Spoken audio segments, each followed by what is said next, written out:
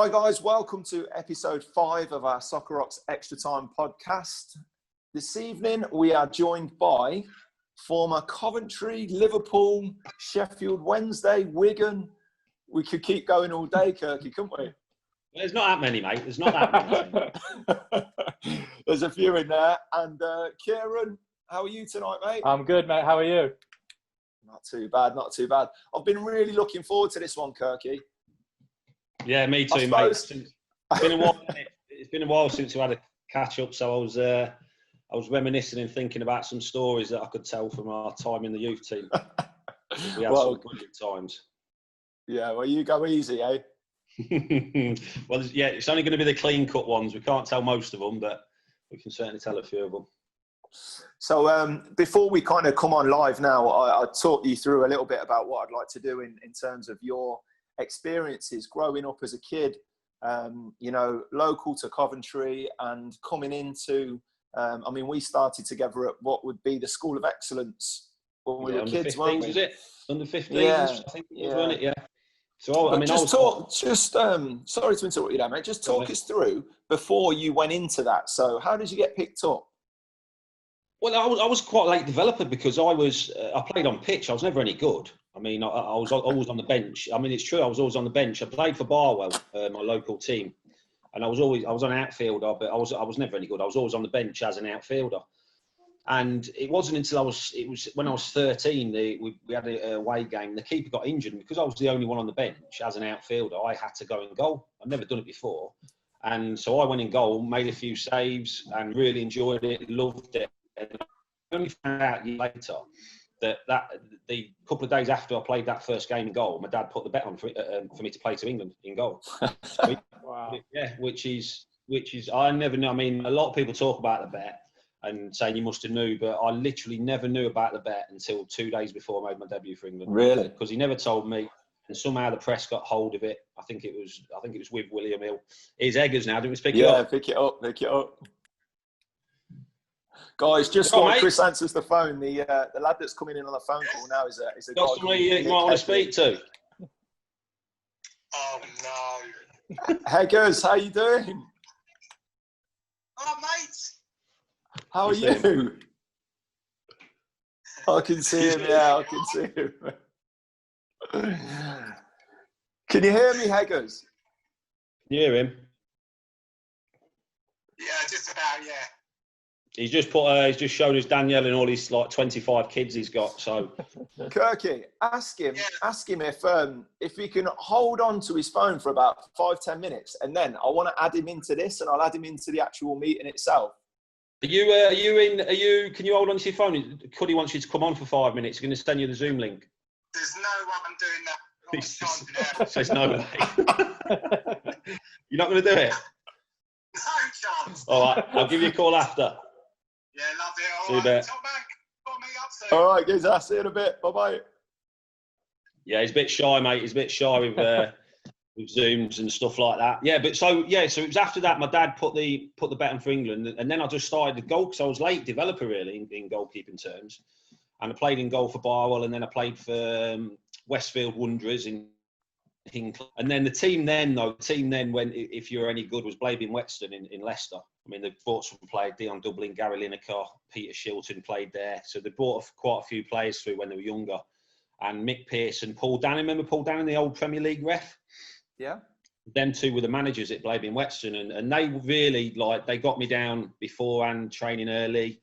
They went above and beyond, really, because, you know, they said they seen something and thought I had a chance of doing something in the game. So, I mean, I owe a lot to them because they took a lot of their own time up training me on days when they didn't have to. You know, they'd come over where we lived and train me with my dad. So Mick Pearson and Paul Dannon, you know, I owe them a lot. And I played for Blaebin Whetstone. I mean, we won a lot of stuff. We had a really good team.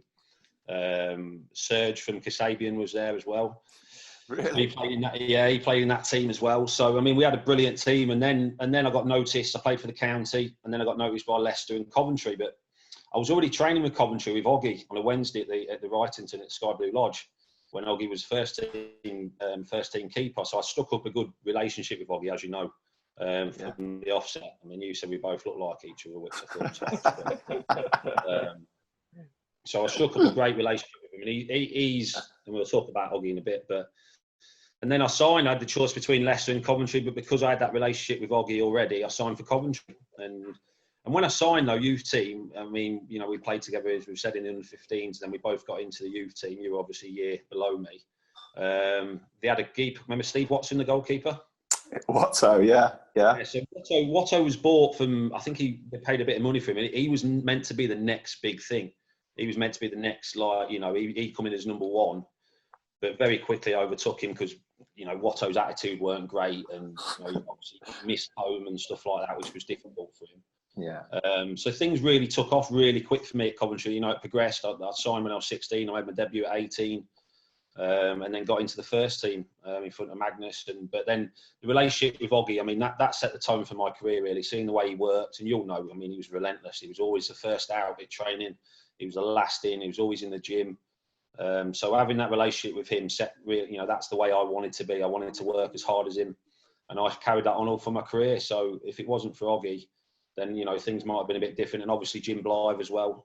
We spoke off air about Jim. You know, he used to give me lifts into training, and we lived near each other in Burbage. So I was very lucky from an early age that I had some real good people around me, and obviously Gordon as well. In the youth team, George Mackey, you know, Richard Money, Harry Roberts when we were there. So, you know, I was lucky that I was brought up with proper football people, and which helped, you know as well, you know, it helped a lot of us when we were in the youth team at Coventry. We had a good team. We had a really good team. I think, I mean, one thing I will say about you is you were probably the hardest working person I ever come across in football. I mean, I just remember I'd get into do you remember the meeting room at the lodge where we'd all just congregate and have a bit of a laugh? And you and Oggy would just barge the door open, and you'd be like, right, out on the field now. And I'd be standing crossing balls in for about 40 minutes before we even started training. And if I put a bad one in, the two of you would just tear into me. Yeah, well, like I said, he set the tone for me, because when I seen the way he worked, and I just thought that's the way you have to be. That's the way you have to work to be a professional. And so that's why I say I was really lucky, and I still speak to Oggy all the time now, and you know, he's a close friend, and he's a legend with Coventry, and he's been there so many. I always thought he would be manager one day. I always said to him, every time the manager left or got sacked, I always said, it's got to be you now, surely it's got to be you. And I think he would have done, if he'd have been offered it, I think he'd have took it, but he was never offered it. But he's Mr. Coventry, and he does the radio now. He's a brilliant man. So, Kirky, one of the things that we were talking about, we spoke to Scott Shearer a couple of episodes ago, and we talked about, do you remember when we tried to chip the goalkeepers? Yes.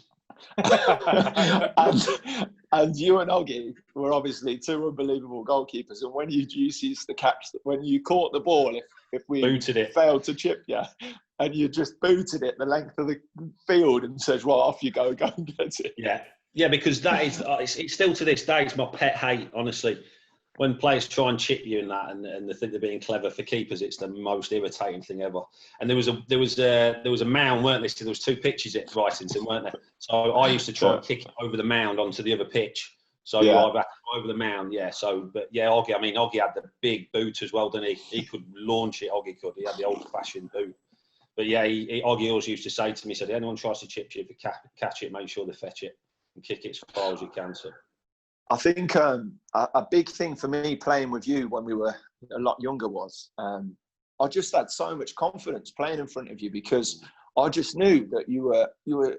I mean, I'm not just saying this because you're here, but you were an unbelievable goalkeeper.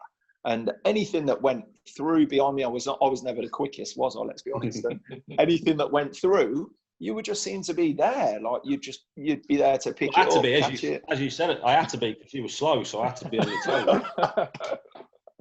No, mate, we had a good back four with Bugsy as well, didn't we? Mr. Cool at the back. You know, Jerry when he played there, PD when PD played right back. You obviously left back. We had a good youth team, and you know we were successful. I mean, we obviously got hiding off West Ham in the Youth Cup final and stuff like that. But I think it was one of the best. Like I've always said, the biggest football is to be successful is your changing room. And we had one of the best changing rooms. You know, I think we all got on great together. We had the odd skirmish and stuff like that. But your changing room wins and loses games. Always has done, always will. we were lucky that we had some brilliant times. I mean, I was thinking about, when I was coming on to do this, I was thinking about some of the stuff in the lodge with Roy Marie, and, you know, what used to go in that lodge. I mean, I don't know how Roy Marie put up with it. And it was just, you know, them years are special, and I always go back to them. And I wish I could some days, you know, relive them memories, because there were some brilliant times. Without a doubt, they were great fun, weren't they? We were talking, Petey come to see me the other day, and we were talking about Henley College, when me and Petey, we took on that. All of the lads, the restaurant. when we got to all of the lads when we went there said, I want to be in sports and leisure and this, and we said, well, what's the course where we have to be in at least? And they said, well, there's this bar course that you can come and do. And we were like, how long's that? We were like 2 hours a week. We were terrible. They passed us as well, didn't they? I mean, I don't know why do you know why I think they passed us? Because I think they actually didn't want us there. Even though it was like only for half an hour a week, they didn't want us there. So I think they just passed us, But yeah, totally waste of time was doing that. But like you said, we were more bothered about playing football, weren't we, than going to school, which, you know, it's really, we should have knuckled down a little bit more, I think. No, you may be right. But, I mean, obviously we had that time at Coventry and the youth team, and great fun. But then obviously you just, how can I put it? You're very close. You keep your business to yourself. You don't give much away. And then all of a sudden we're coming into training and you're linked with this move to Liverpool. Talk us through that. What happened? Well, I knew about the move 6 months before, because Gary Mack, obviously, who was at Cov, was then at Liverpool, came back to train with Cov when his wife was not well, when she was having treatment still in Leicester. So he come back down to train with Cov. And he went back up to Liverpool after and said to Gerard Hulley, he said, look, you know, you've got to take this lad, you've got to get him. You know, I've seen him from the first time I trained with him to now. He says, you've got to sign him. So Macca was ringing me every couple of weeks saying, look, Gerard loves you. Obviously, Gerard Hulley couldn't ring me because it's a tapping on. And Macca shouldn't have been really. But he was ringing me every few weeks saying, look, we're going to buy you. Don't sign for anyone else, because there was a bit of interest at the time with other clubs. He just said, don't sign for anyone else. And listen, I'm a Liverpool fan. And my first game was when I was 7. My dad took me up, standing in the cot. So it was the only team, I've always said this as well, it was the only team I'd have left Cov for. I loved it at Cov. Yes, we'd been relegated, but I've always been a home person. The thought of leaving home and you know, I just loved everything about the club. Even though we got relegated, which was, you know, terrible, and we all know what's happened since then. Thankfully now it looks like they're getting back up there. But when they called me, I mean, it was daunting, because we was in a fire and safety meeting, weren't we, at Highfield Road, and it was day before deadline day. And I got a call off an agent. I didn't have an agent or anything, so I got a call off an agent saying, look, Liverpool are going to put a bid in for you. Have you got an agent? I says, well, no. He says, well, I can do the deal for you if you want. So I said, okay, that's fine. I met him and he was a good bloke, to be fair. And then I was with him for 17 years after that. So, you know, He was a good agent, Colin Gordon. And but I was petrified about the bid coming in, because I was thinking, I don't want to leave. You know, I'm scared to, even though it was Liverpool, I was thinking, I'm still only young. I was only just 19 at the time, nearly 20. And then Gordon popped his head round the corner of the meeting. I knew what it was, because I was getting texts on my phone off my agent saying, the bid's been made, your manager's going to come and see you now. So I was panicking in this meeting. He pops his head round. You know what Gordon's like when he pops his head in the door? It's daunting, isn't it? Everyone's like, scare the life out of you. Yeah, and then he just went, Kirky, out you come. He says, right. He says, we don't want you to go, but we're not going to stand in your way. We've had a bid off Liverpool. Obviously, the finances at the club. But if you tell me now that you don't want to go, I won't sell you. And I froze, to be honest. I was like, I don't know what to do. I love it here, but it's Liverpool. And Oggy was at the ground. So Steve and Gordon knew how close I was with Oggy. And he said, look, Oggy's here. Do you want him to come down? So Oggy come in the office. And Gordon explained. Oggy says, yeah, I know, I've heard. He says, what are you still doing here? And he says, get in the car and get yourself up to Liverpool. He says, you know, you're too good for our club. Go and be the best you can be. He said, it's Liverpool, you've always supported them. Go and do it. And when he said that to me, it hit home, sort of thing. I just needed somebody to say that to me. But it was tough again. You know, even when I was up there, I drove straight home, got packed, left pretty much straight away up. Jim Blythe come up with us, the goalie coach. Can I ask you a question? Yeah. Did you drive the gold 307 up to Liverpool, or did you go in somewhere with a little bit more style? I remember when I bought that, by the way, first because you know what Eusty was like. Anyone bought a new car, John Eustace used to tell Gordon Strachan, Gaffer, he's bought a new car, he's big time. He actually told Gordon Strachan that I'd bought a boat. Right? So Eusty told Gordon Strachan that I'd bought a boat in the canteen in front of everyone. And Gordon turned around and said, Kirky, have you bought a boat? I was like, no, for Eusty's messing around. He's messing around. So I parked that actually at the top of the lodge for about 4 weeks before I actually took it down to the bottom. But no, I went up with Jim. I think Jim might have drove up. Jim Blythe, my dad come up, the owner come up, and went up to it, had the medical. And then I was at Anfield the day after to sign the contract, and I was still not signed because there was still a little bit of haggling with the clubs about a payment or something between the two clubs that was going to be owed. So there's still a bit of time to go, and I was thinking, God, I don't know. I was still thinking, I don't know if I can do it. I said to Rick Parry, who was the chief exec at the time at Liverpool, go down to the pitch at Anfield. So I went down, and I went and sat where I used to stand as a kid, as a 7-year-old. In the cop, it was empty, and I went and sat there. And as soon as I sat down, I just thought, well, this is why you come to watch Liverpool. You was a kid to, the dream of playing for Liverpool. And I just said, look, let's sign now. So I went back up and signed, and came back down to Cov the day after, said goodbye to everyone, which was really hard. I remember driving out of the Wrightington, and at the top where you oversee everything at the top of the drive. Yeah. I stopped the car and just got out and started crying and thinking, oh my God, I can't believe I'm not going to drive down here again. I'm not going to see everyone. And this is it sort of thing. So it was really, really tough. But then I got to Liverpool and knew it was a big club, but didn't realise just how big it was. The first time we went away pre-season to Thailand, I think, there was just tens of thousands of people outside the hotel. They just followed you everywhere. And that's when I knew just what a club I'd signed for. Unfortunately, my time there was frustration through injuries and bad injuries. I had a bad run, really. Some serious injuries when I was there. But am I right in thinking when you went to Liverpool, you were something ridiculous like the Britain's most expensive goalkeeper or something like that? 6 million you went for. British. Yeah, to be honest, right, and this is the truth. To be honest, I know you don't get involved with that really stuff, and I didn't even know what I was signing for. I didn't even know what my wage was. I just wanted to, because I was desperate to play football. Even when I was at Cov, when I was in the first team at Cov, I was on something like £200 a week to start with, and that was when playing in the Premier League. So it was never about the money because, good people, and Oggy always used to say, he says, don't worry about the money. He says, that'll come if you do well. Just concentrate on your football. And I went up there, I didn't even know what I signed. I didn't even know what contract to sign, to be honest. I just got put in front of me. I knew my people would look after it. And then it was about knuckling down, and Jersey dude, it signed on the same day. Gerard told me I'd be number 2, but to learn, to train with the players that were at the club, which were just, I walked into the changing room the first day and thought, Jesus. You're walking in, you got Stevie there, Michael, Cara, Didi and Man, Sammy Ipio, and I'm thinking, oh, wow. And it took me a few weeks to get up to speed. I mean, I was fit. I thought I was fit at Cov, but I went there and the pace and everything was just tenfold. It was just, but I quickly got up to speed. But like I said, it was just unfortunate my injuries harped my time there. But amazing club. We're still Liverpool. Liverpool now. Still, I'm heavily involved with the club. Which it's an amazing family club. Like Cov was, it brilliant. They look after players really well. I think we as your teammates and everybody at Cov at the time, we knew you would go on to bigger and better things. I mean, as I say, playing with you, you were always a big stature. What are you, 6 foot, 6 foot 6? 6'6". Like that? Yeah. 6'6".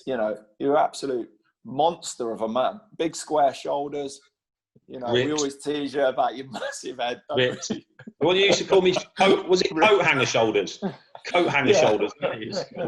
But I just remember, do you remember, here's one for you. Do you remember when you used to come in from training and you and Oggy, who'd almost had a competition on who could work the hardest and sweat the most? Yeah. And then you would come in with your soaking wet T-shirt and the closest one to you just got it thrown over. Oh, I got it thrown in the face, yeah. There you go, boys. That's what hard work's like. There you go. Have that. I've got to tell that story about you, by the way, in the youth team. Do you remember it? Do you remember the mask? Oh my God! Yeah, I do. Yeah. Go on, tell it. Oh my word! Let me know. So when we were in the lodge, I mean, some of the stuff we did, we used to go out and we play hide and seek, and oh my God, some of the pranks that got played were outrageous. And my dad had this mask, and it was the scariest mask Honestly, weren't it? It was horrendous. Yeah, it was beyond the horrendous. Halloween mask when it was like, oh my God. like so I used latex kind of thing. Oh, it was just, honestly, it'd give you nightmares looking at it. So my dad I got it off my dad. I remember it because he used to get me as a kid. He used to get me with it all the time, and he used to absolutely petrify me. So I asked my dad if he had it still. He had it in his one of his drawers. So I took it into the lodge. We were staying in rooms, and Cuddy's room was just over from ours, weren't it? Well, no, you were next to ours, weren't you? Yeah, so pretty much opposite. Whenever anyone went toilet, you could hear the door open, so you knew someone was going toilet. So me and Nick, like, we said, right, when anyone goes, and the lights used to go out. So the only light that used to be on was the one in the toilet. The corridor just was pitch black. So whenever anyone went in, it was always late as well. So whoever was going toilet was like half asleep. They didn't know what they were doing, so like they were half asleep. So anyway, we knew it was Cuddy, so we waited for Cuddy to go toilet because he used to go at the same time more or less every night. So he went toilet, and I got the mask on, and Nick opened the door, and Cuddy was in the he weren't at the cubicle, he was actually in the toilet having a wee and standing up sort of thing. So I just stood behind him, and he's turned around, and I swear to God, he tried to climb down the toilet. His foot went in the toilet, and he tried to climb down the toilet. I've never seen anything so in my life. Like that mask. But I think my heart jumped out my chest. Oh mate, if you could, I wish we'd have filmed it, because if you had that on film now, it was the best thing ever. And honestly, you put your foot down the toilet, you actually tried to climb down the toilet. It was brilliant. We used to get so many people that the mask, that was the thing, wasn't it? Everyone wanted to know where the mask was. I tell you what, we could go on with stories from the lodge, like you say. Yeah. Just going back, you got to Liverpool and you've kind of settling in there. You broke into the first team, didn't you?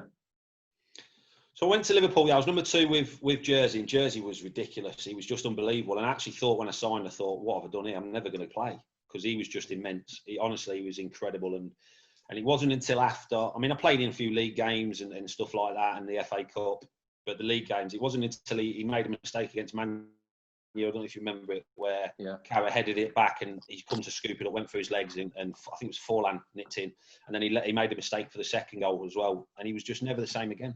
He was just, because it was against Man U and the derby and stuff, he just shot his confidence to bits. And I got in and I think I played about 14, 15 games, just got back in the England squad and had a good run, and my form was right up, was good. And then it was down at Crystal Palace. Daly had a bowler who obviously played for Cov. We slid in together and went knee to knee. And as you know, he's a big boy. And it just shattered my knee. I did my cruciate and I was out for 9 months. And I never really recovered from that, to be honest. I come back and then broke my wrist in training. Harry Kewell hit a shot and broke my wrist. And it was just one injury after the other. So when I left, I knew I had to leave, really. Because then Rafa Benitez come in and told me that he wanted a foreign goalkeeper, and that I could leave. So I knew I had to go somewhere, but I knew I had to get back to somewhere with a British goalie coach. Something that I'd grew up, because when Rafa came in, he brought a Spanish goalie coach in, and it just totally changed. Like, the training was just totally different to what I'd grew up with Oggy and Jim. So when I left Liverpool, I knew I had to get back to a British goalie coach. And first and foremost, I went to West Brom with Joe Corrigan, who was my coach at Liverpool. He was with Brian Robson. And then I went to Wigan with Paul Jewell and Gary Walsh, who was brilliant. And I think the Wigan period was the best I've played during my career. From 2006 to 2010, that's the period where I really, really performed well. Didn't miss a game. I played 140 games on the spin. Got back in the England squad, and things were really good. I had chances to move when I was at Wigan, but because we were settled, Lucy was born in 2006, didn't want to move the family. I was at Wigan for 6 years. So that's probably the most successful part of my career, when I was at Wigan.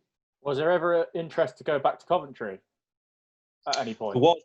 Yeah, when I was at Sheffield Wednesday, there was, and I wanted it to happen, to be honest. I was desperate to go back, but they just couldn't agree a deal. The deal on Sheffield Wednesday. I think we were close, but then the keeper got injured at Sheffield Wednesday, and then that blocked the deal completely. Then but yeah, I was really looking forward to going back. So that's one of the biggest regrets I've got, actually. I never got a chance to say goodbye to the fans at Cov.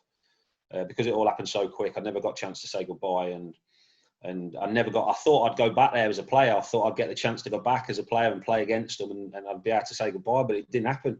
In like 19 years during my career, I never went back and played against Cov, which was which was tough to take really, because especially going back to Highfield Road, that would have been great, and then obviously the Rico, but yeah, never got a chance to say goodbye to them. Wow. So whilst you were at Sheffield Wednesday, you obviously had the incident with the fellow who run on the pitch, didn't you? Leeds, the Leeds game.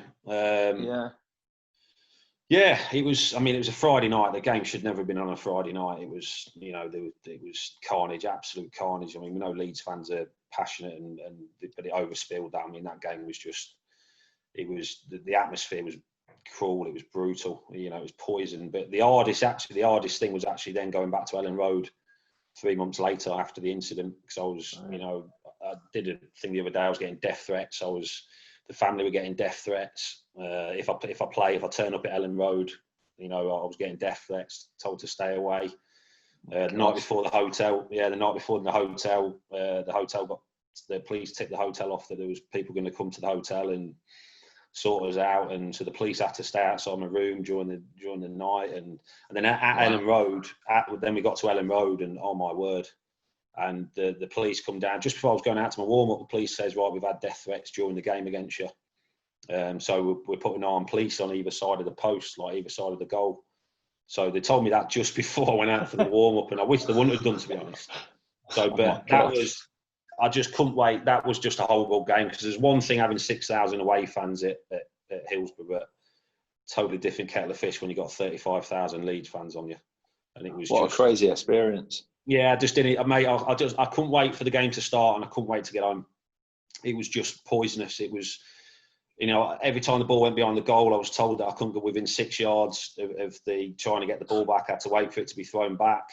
It was just, it's just not what football should be. It's just, it was horrendous. And then leaving the ground, my car got attacked, and it was, it was not a nice experience, mate. And that should never happen in any job, in any walk of life. But unfortunately, we've seen incidents within football where fans, take the law above themselves and think they can do anything they want. So just going on to a little bit more of a kind of positive one with regards to your experiences, talk us through the Champions League, because I was doing a little bit of research and having a little look. I was doing Kieran's job, mate. I'm having to do research. Oh, no. I don't believe that, mate. Yeah. But I know, obviously, you played through the group stages of the Champions League when Liverpool won, didn't you? Yeah, played a lot of the group games. Played against the Olympiacos in the last 16, I think that was, where Stevie scored the screamer in the 88th minute. So, I mean, that was one of the best atmospheres I've ever played in. I was right behind Stevie's strike as well. I mean, Rivaldo played for Olympiacos, and it was amazing. But then I got a bad injury not long after, and that ruled me out for the rest of the season. So I missed the latter stages. We was out in Istanbul, though. Me and Leona went out, took all the families out. And as a Liverpool fan, I wasn't there as a player then, because when you can play in all the rounds before, you can play in the semi-final. If you don't play in the final, you don't feel part of it. So all footballers will tell you the same. You don't think you deserve the medal.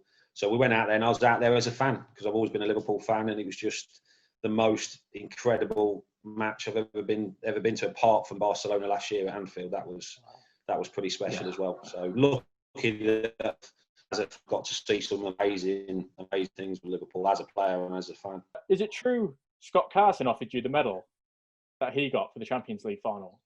It is, yeah. Wow. On the pitch. Like I said before, Scott, I said about when you don't play in the early rounds or you're not involved and stuff like that. So he thought he didn't deserve it. But I was actually meant to have a medal. So we all meant to get a medal, the ones that have played. If you play in the group stages or, the Olympiacos game, you're meant to get a medal. But Rafa's staff, he had about 50 staff on the sideline. So one of his staff nicked my medal. So I never got it. Wow. So Scotty offered me his. But just said, listen, mate, no, it's all yours. But that's just Scotty. We've always been close, and just shows what type of lad he is. Yeah, definitely. So, Kirky, we were laughing just about a little incident that happened on a night out with me, you, and a mutual friend of ours, Nicky Hegley. Well, it wasn't just us, was it? There was a few involved, mate. It was just you two. Well, was it though? Was it? You blame me and Eggers, but there was about 10 people there, but you blame just me and Eggers for it. It's unbelievable. I think Bessie might have had something to do with it. Well, sure all I know is you had one arm, Nicky Headley had the other arm. Just to set the scene a little bit, I've always been one for a bit of fashion and, you know, looking nice on nights out and things like that. And what I decided to do was get myself it was like an off-white blazer. And it was a naughty jacket. That's what it was. It was a naughty jacket. Anyway, it was a bit of a damp night, cold night, and I probably picked the wrong evening to wear it. And Kirky and Nicky decided that they were going to trip me over, leave me on the floor, and then drag me through the mud backwards in my brand new off-white jacket. Yeah, well, that's why we did it, because it was a naughty jacket. But we've had some good times, mate, haven't we? Oh, man, we used to go out, didn't we? I think that was outside Legs 11, weren't it, in Birmingham? That was one of your regular jaunts. So Cheers, we didn't go in them places. We had to wait for you outside. But yeah, we had some brilliant nights. Was it yours as well? The jacket got thrown up the top of the tree. Was that you? Possibly. I think I did. If I'm totally honest, suffer a lot of stick certainly from you and one or two of the other ones. I seem to be the one that took it the most. So, Mr. Innocent, weren't you? You never did anything, did you? Never. Well. Anyway, so Kirky, do you remember when I'd left Coventry and I was looking for a club, and I got a phone call of this chap, and he said, I work for TNS, which were the New Saints, Total Network Solutions at the time. And he says, come up here and we want to see you for a couple of weeks and see how you go. And I says, all right, where do you train? And he says, we're in Runcorn. And I thought, oh, blimey. Looked on my little map and thought, it's right next to Liverpool. I'll phone Kirky and see if I can have a room at his house. Flipping out. I know, yeah. Chateau Kirkland. And then you didn't get rid of me for about 3.5 4 months, wasn't it? I tell you when it was. It was when I did my cruise shit as well, weren't it? So you were at home watching the game, weren't you, with Leona, and I did my cruise shit. So it was during that period. So I think we did quite a few bits together then. But yeah, you was there for about 3 or 4 months, weren't you? I think it got to the point where we were just having such a laugh that I thought, I don't want to go home. I actually really enjoy it. Same for me, man. Like I said, I was going through that cruise shit at the time, so I had a lot of obviously spare time on my hands, so it actually worked out great, and we had a great laugh, didn't we? I think you ended up getting a key to the house, didn't you? Yeah, I did, mate. I was coming and going like a dream. Me and Leona were running that place. You had no idea. One thing I did have to laugh at is, though, do you remember we were in the house one night and the personal shopper come round to see you because you were too posh to go in the shops, so you had this guy come round. And he brought round like loads of gear, and he was going. And me and the owner were sitting in the living room, and you were sort of trying it all on. Yeah, and you go, no. And he was going. He was pulling out this insane stuff, and he's like, "This is all in fashion. You look the business in this." And he lives by now, by the way. He still does it all. He still goes to he still goes to Stevie's house a lot. He still does it all. Yeah, Timmy's literally just down the road from me now. Yeah, I remember that. I remember me and Leona just sat there laughing, didn't we? We were going, "Oh my God, is he really going to get mate, this?" It still wasn't as bad as that naughty jacket you had on. I could have picked anything bad, but did you know that we were talking about when we off air, and Leona just mentioned it there while we were off air about the your spare room where you used to stay in the cupboard. So because I was in training the next day, I used to go to bed quite early, and then Cuddy used to stay downstairs, and then Leona would come up and that. And so I used to go into his room and get in his cupboard. So then Cuddy would come to bed, turn the lights out and stuff like that. And then when he was just about to, and the cupboard door was literally like a metre from the bed where it was. So I burst out the cupboard like a few times, and I swear to God. You seen The Exorcist, where the Exorcist like levitated? Like, Cuddy must have levitated about 8 foot and nearly hit the roof. And then, so after I got him, and he was a nervous wreck. Every night he used to check his cupboards. He used to check every night. He used to check in his room before he went to sleep. So in the end, like Leona, I said to Leona, "Right, you go and hide in his cupboard. I'll stay downstairs." And so Leona went, "Oh no, I'm going to bed." So she went and got in his cupboard. And I stayed downstairs, so Cuddy knew it weren't. Cuddy thought, "I'm safe here. Chris is downstairs, no one's in my thing." So then he went bed, and I stayed downstairs. I said, "Oh, night, mate." So he went bed, and Leona jumped out of the cupboard like when he was in bed, and got him again. He was a nervous wreck around the house after that. Honestly, you just couldn't relax. I used to get in my bedroom and I'd be like, Kirky, you in bed? And you'd be like, yeah, I'm in bed. And I thought, I don't even need to shout Leona, because surely Leona's not going to be hiding in my wardrobe. Oh, it's brilliant. And then all of a sudden she's burst out and oh my gosh. Yeah, we had some good laughs, didn't we? Do you know what I mean? It was obviously, yeah, you were going through that rehab with your knee, weren't you? And trying, doing your best to get back fit. And I've never seen anyone push themselves so hard. You were that eager to get back fit. And do you think it's just your opinion, but do you think sometimes you pushed yourself that hard in training that you perhaps were pushing your body to its limits? Or yeah, definitely. And I always say this. I mean, even on days off, I never took a day off. Even on days off, even when I was at Liverpool, I used to go out for a 10-mile run, or where we used to stay, there was a treadmill. I'd be on that, or we'd have something in the house. So I never rested. And when you're younger, you can do it. You're invincible. But when it catches up with you. And when I got over 30, I started to get, like you do, but yeah, definitely started to get a few aches and pains. And so that's my advice now. I get asked that question all the time. What would you do differently growing up when you were footballing? And I'd say, when I get rest days, rest. Take your rest because you need it. But not so much when you're younger, but you need it for when them days then will count up for when you get older, and it'll help you when you get older. Do you think you got anywhere near to where you could have got? Obviously, you've had setbacks with your injuries, but you were on course to be the England #1 for the next 10 years, weren't you? Yeah, no, that's one of the tough things. So at Liverpool, obviously the injuries. I mean, they knock the stuff. Once you get a serious injury, you're never quite the same again. And I had a few serious ones. With the back was a bad one, the knee, the wrist. And once you have serious ones, it's tough, particularly as a goalkeeper with your back and your knees and stuff. So I was never quite the same again. But then I went to Wigan, and I was very successful there. It's probably the best I've played. But yeah, I always think I was a little bit short of where I could have got to. But these things happen. I had a good career, but yeah, I always think I could have done a little bit more. Particularly the tough ones, Liverpool, because I'd have loved to still be there now, but it was just for injuries, and then obviously different managers come in and things don't quite work out. But I always think I was a little bit short of where I should have got to. Do you think your transfer to Liverpool, is there a regret around it? Because maybe if you stayed at Coventry, you could have been the #1 in the Championship or at that time. And maybe when you went to Liverpool, you would have been #1 after a few more seasons. Well, that's tough one, mate, because it's the same thing as now when players get offered contracts. You've got to be brave to turn them down, particularly in this climate, to wait for something else, something can happen. So, no, I think I definitely made the right decision. It was tough leaving Cov, but you don't know if that move would have been there the next year. You don't know what would have happened. I could have played one game in the Championship and smashed my leg to bits.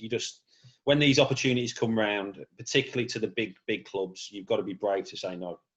And if you do, then you've got to be very lucky for that opportunity to come around again. Yeah. So yeah, listen, I had to move. It was tough moving. If it was any other team, I wouldn't have moved. And I've said that many times. If it was any other team apart from Liverpool, and I had offers before that to go, and I turned them down. And I wouldn't have left for anyone apart from Liverpool. So, Kirky, talk me through your England debut. Yeah, I mean, to be fair, it was a long time coming because I was in a lot of squads, and then I had to pull out for injuries, but there was a lot of good keepers around still. Robbo was there, David James, Ben Foster. We had Rob Green. We had a lot of good keepers around. So, but the time when I was at Wigan, where my form really. It was actually before I made my debut for Wigan. It was on the Wednesday at Old Trafford, so we played against Greece. That was my debut, and then I played for Wigan, made my debut for Wigan on the Saturday up at Newcastle. But it was a long time coming, really. It should have happened before. It should have happened probably 2 or 3 years before it did. I was 26 when it happened. It probably should have happened when I was 22, 23. But, I've always said, and listen, it was amazing playing for my country. But people ask you, it must be the best highlight of your career, and it wasn't for me. The best highlight of my career was making my debut for Coventry and making my debut for Liverpool, and that'll never be topped. And maybe if I'd have gone on and got 40 or 50 caps for England, that might have been different, but I didn't. But for me, the bread and butter was your club football. And playing for your country is amazing, but you know, I was more focusing on playing for my club than the country, which I think it should be, because, you know, internationals, you play probably 10 games a year, and so it's an honour to play for your country, but your bread and butter is your club football. And particularly when I got more injuries and I was struggling with my back and stuff like that, I had to ring England and tell them that not to select me anymore, which a lot of people didn't know, but I had to make that decision, because when people know is when the internationals, the lads that are not involved, get a chance to rest the bodies, the ones that are not involved. So I thought at that stage it would be better for me to do that, work on strengthening my back, instead of travelling everywhere all over the world and not playing, because I'd have been number 2 or 3, probably number 3 with England, and you do all the training, you get battered in training, you're flying everywhere. And I just thought that it'd be more beneficial for me and my club. And Wigan totally agreed. Wigan rang England as well, and England weren't happy, which, you know, they shouldn't, you know, they got every right to be. But I made that decision, and that was it. Then when you know, I said I wouldn't play for them again, because I couldn't guarantee I would stay fit with them. Do you think, because the way that you played was very much like, you know, it was very much like Oggy, wasn't it? You were brave. You were just, you know, you would launch yourself at absolutely anything. I think, you know, and you were such a big guy that you couldn't help but get hit by something. Do you know what I mean? You would have strikers coming through, and the back one the back one was just innocuous. We was at Liverpool and we was doing piggybacks as a warm up, and Steve Finnan just pushed off the bottom of my back to leap over me, and that's what caused my back injury. You know, it slipped 2 discs. It did a lot of damage, and so something like that, you know, it's just complete freak accident. Daily Adebola was just knee to knee. You know, the one in training, Harry Kewell hit a shot from about 4 yards, and I saved it, but it snapped my wrist. But there was I think it was just, I mean, a lot of people said I was injury prone. Injury prone is when you have a reoccurring hamstring injury, or, you know, your thigh injuries. I never suffered with that.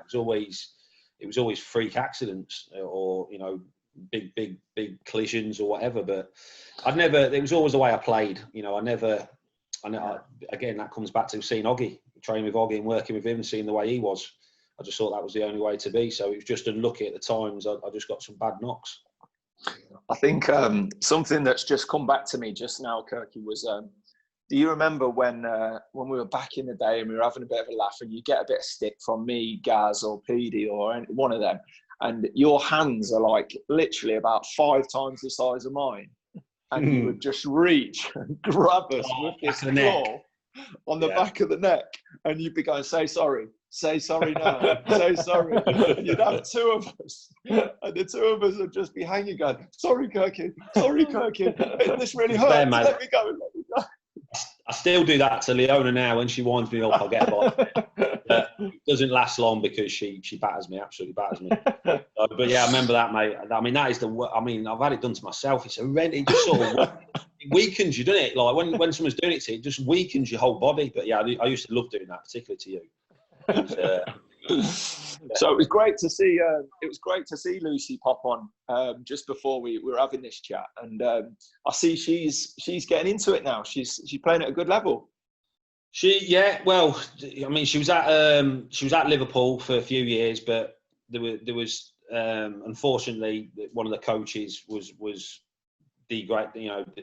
not nice to her. Basically, he totally destroyed her confidence, which was shocking. So we had to pull her out. She wasn't enjoying it. She didn't want to go to training, which was a shame. So, but now since I've done a load of training, I've tried to get her confidence back in the garden, and she's getting there now. She's really really good. I never like to say to her, but she has got a chance. She has got a chance to do something if she wants. But since we've been doing the videos and putting them on Twitter, I've had 5 or 6 teams ring me saying, look, we wanted to come to us, and they're all local to up here as well. But I wanted to do it. I've seen the speed and reaction drill that you've done with her, where you just put the things on the fence. The numbers, yeah. And brilliant, absolutely brilliant. I used to do that during I started that when I was at Liverpool, and then I took that on to Wigan. Did it at Wigan, did it at Sheffield Wednesday, just the same as that. You know, you see these Batek machines where you know, they're about 10 grand, the lights light up and stuff like that. We didn't have them at some clubs. So I just made my own up, and I did that, and I did it like half an hour before I went out to play, 10 minutes before I went out to play. So that just speeds it, gets reactions, gets you sharp. So she's done really well in the garden. She's enjoying it, and that's the biggest thing. And there's a lot of teams now that want to sign her. So obviously at the minute they can't because of the situation with COVID. But as long as she's happy, whatever she's happy, I mean, she's flying at school. You know, that's where I always say to her, because that's one of my biggest regrets is, well, I weren't bothered about school, as you know, when we went to that Henley College. I wish I would have been better at school, but I just always knew deep down I was going to be a footballer some way or the other. But I always tell her, listen, school comes first, and do that. But she's great, to be fair. She's no problem at all, and she loves football. She loves exercise. You know, Leona's always out with her. We're always out on bike rides, and yeah, we've done really well with her. But when football starts back up again, it'll be, you know, we'll have a decision to make where she goes. But as long as she enjoys it, that's the main thing. Definitely. So yourself, you've just taken on a new role. Just about to, yeah. It's not announced yet, so you're probably stitching me up here. But yeah, it's I'm doing a lot. So I've had a lot of offers to go back into football, and when you go in football as a coach, it's 24/7. It's long hours, and it's very unstable as well. You could be in a job, the manager gets sacked, you could be out the door. It doesn't matter who you are. Football, as you know, is who you know these days. It's not what you've got or what you've done. It's who you know. So I'm working with Liverpool Foundation now, so they do a lot of projects in Merseyside with kids, with mental health, in prisons, in veteran centres, food banks. We've been doing a lot over the last few weeks with food banks as well. So I'm just about to sign with them. I'm going to do probably 2 or 3 days a week with them, and then I'm just took up a goalkeeper coaching role at Colne in non-league, which shocked a few people, but it just fits into my schedule perfect. I like the gaffer. The chairman's ambitious. It's just up the road as well. So, and all the away games are actually 10 minutes from my house in Liverpool. So it just works. I like doing bits and bobs. I don't like just doing one thing. I like doing, you know, I did the bit where I sat at home and didn't do anything when I retired. That's my watch. I did the bit where I sat at home, and you go on your holidays and stuff like that when you retire, and it's nice, but I got bored too easy. And I need to be doing stuff. I can't sit still. So, yeah, looking forward to starting up with that and getting a balance. And then I do a lot with Liverpool Football Club as well. So during the season, I do a lot of corporate stuff. I do a lot of the games, commentary for the games. So, I mean, Liverpool as a club have been amazing. They've really looked after us, and to still be involved now, I still go down and watch them train at Melwood, and close friends with John Achterberg, the goalie coach, and go and watch the goalies. And so I'm lucky, really lucky with how they look after us. Well, I mean, just touching on the mental health side of things. Obviously, it's something that people will be keen to know about, and you've talked about that in great detail. So I don't really want to go into that too much now. But I've got to say, knowing you so well, and obviously we were great mates through that youth team period, and then we've always stayed in contact, and we've always kind of got together here and there for occasions and nights out and whatnot. And it really took me by surprise, because you're such a positive guy, and you're driven and you're motivated, and I've seen you motivate everybody else. And when that come out, I was it absolutely blew me to pieces. I was like, wow, really surprised. Well, I come back to, I've always been a home person. So, I mean, when I moved up to Liverpool, obviously I had Leona, and then obviously we had Lucy, and we got married and stuff. And for 11 years, I was in the same, like, we lived Liverpool from a house where we stayed was 15 minutes. Then I moved to Wigan for 6 years. So for 11 years, my routine was a routine. I could drop Lucy off at school, pick her up after school. You know, I'd be at training, I'd be home for a certain time, and life was brilliant. You know, it was easy. And then all of a sudden it got flipped on its head when I moved to Sheffield Wednesday. I was having to leave at 5:15 in the morning to beat the traffic in Manchester. I was getting this training at like 7. There was no one there for 2 hours. And it was long days. Like, then I was getting home late and missing Lucy doing stuff and missing school events, which I've never done. And I just struggled with it. I struggled with the travelling, particularly the winter months when it's dark and cold and you're on the road on your own. And I just really started to struggle, and I was, you know, homesick and got anxious about things, and it progressed over a few years. But back then, like, you didn't know what it was. You know, you didn't know you were suffering. You just thought, I'll get through it and whatever. And you just but you just slip further. And I was getting home and I was not wanting to do anything because it was late. I didn't want to socialise with anyone. I turned my phone off. I just wanted to, you know, shut the world off, basically. And which now is obviously, we know now with the way mental health spoken about every day, that which is great and needs to be, that you know, there's help out there. But back then, you know, the thought of coming out and saying something, you'd have probably got laughed at by a lot of people. But now it's accepted. It's what happens. You know, they say 1 in 4. It's more like 3 in 4 suffer at some point with mental health. So, you know, doing a lot now for mental health with the foundation, with an app we've bought out with Jack Knowles down in Birmingham, Yappa, and yeah, do a lot of stuff now for mental health. Done a lot of stuff during this COVID with Liverpool Foundation. You know, dropping food off to people that can't afford it, and so yeah, that's why that's why I'm not going back into football full time, because I feel as though I got the help, and you know, off a lot of people, I now need to give that to other people, and that's what I want to do. I think I've got to be honest. You're probably the furthest thing away from that typical what you would call professional footballer. I mean, I've got to be honest. If me and Petey made it to your level, we'd have probably been living the dream in yachts. And, you did when you was in the under-18s at Cov. Me and Petey would definitely have been living the dream. But yeah, you've always kept yourself. Yeah, it's never. I was so dedicated as you said before. I just, you know, football was it. I just wanted to play football, train, but then when you have, as you know, when you have kids, things change, and you just more bothered about your family. That's all you care about, and rightly so. And yeah, I've never been one for going out and, you know, going to these celeb parties and all that sort of stuff. Because one, I'd stand out like a sore thumb, and two, it just wasn't for me. I like my home comforts. You know, there's nothing better than love putting a film on, having a cup of tea, and yeah, that's always been, you know, we like going away on nice holidays together with friends and stuff. But yeah, I'll never brag about anything or anything like that. You know, I've been lucky. You know, I've had a good career, and it's given us a good life, and you know, still now, after finally sorting out the mental health, I'm in a good place, really good place again, and looking forward to the future now. I think it takes me back to when we lived together, and you'd be like, right, we're going to have a few beers, we're going to have a bit of a night out, and I'd go, all right, then no worries, where are we going? And you go, somewhere low key, I don't want to get spotted, I was like, mate, you're playing for Liverpool, we're in Liverpool, and you're 6'6", and you've got no chance of not getting spotted. Yeah, it didn't work, yeah. Probably went out a little bit too much maybe when I did my cruise ship. I think we were out a little bit too much at Liverpool, I think. But yeah, I mean, listen, that's the times to do it when you're injured. I never did it when I was fit.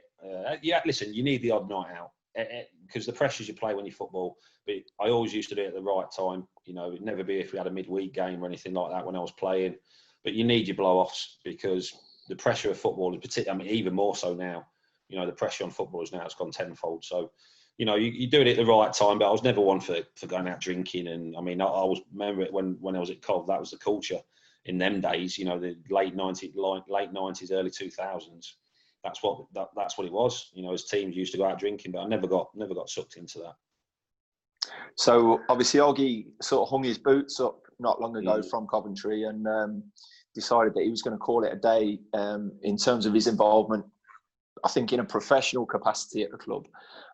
Did you make contact with him, or were you in touch? Yeah, I mean, I've always kept in touch with Oggy, like I said, everything.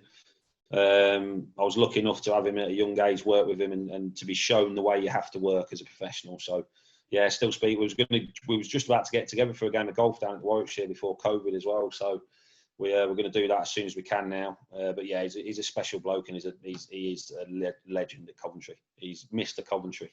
I mean, he's doing the radio now for him. I believe he's doing brilliant with that as well, which doesn't surprise me. I said, we talked before, the only thing that surprised me was that he never managed Cov at some point because he'd been there that long. But yeah, he's a special friend, Oggy.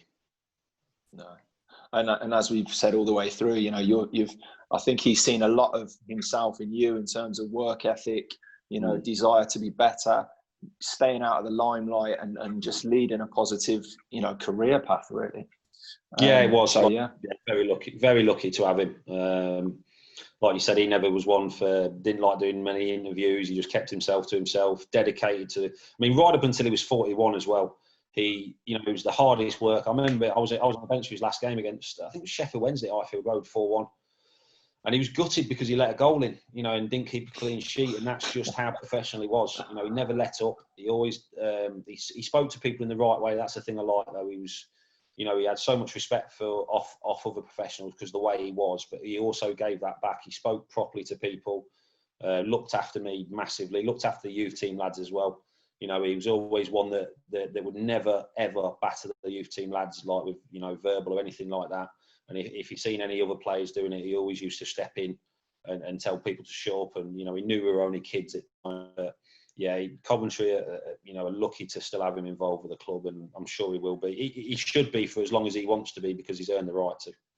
Yeah, I was in a local pub, won't name it, that he drinks at, and it was Christmas Eve, and you could just tell it's packed in there. He walks in, I look at the door because I see him in there all the time, so I'm used to it. But you see all the people coming down up from London to see their family. You can just see it slowly going towards him. He had 1 pint and left. It was like he didn't want to get involved. He used to play cricket, didn't he? So he used to play on the Saturday in the league, and then he used to play for Coventry Warwickshire on the Sunday at cricket. So he's a really good cricketer as well. I mean, you wouldn't get away with that now. You can't do that now. But Yeah. Oggy was just he could do what he wants, Oggy, because he was a legend. Yeah.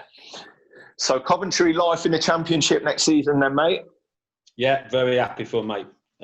Hopefully they'll get back to the Rico or one of their own grounds themselves now. Hopefully they'll get the investment to come back, and you know, that's what it needs now. It needs some money men to come in and really take the club forward. Mark Robbins did an amazing job.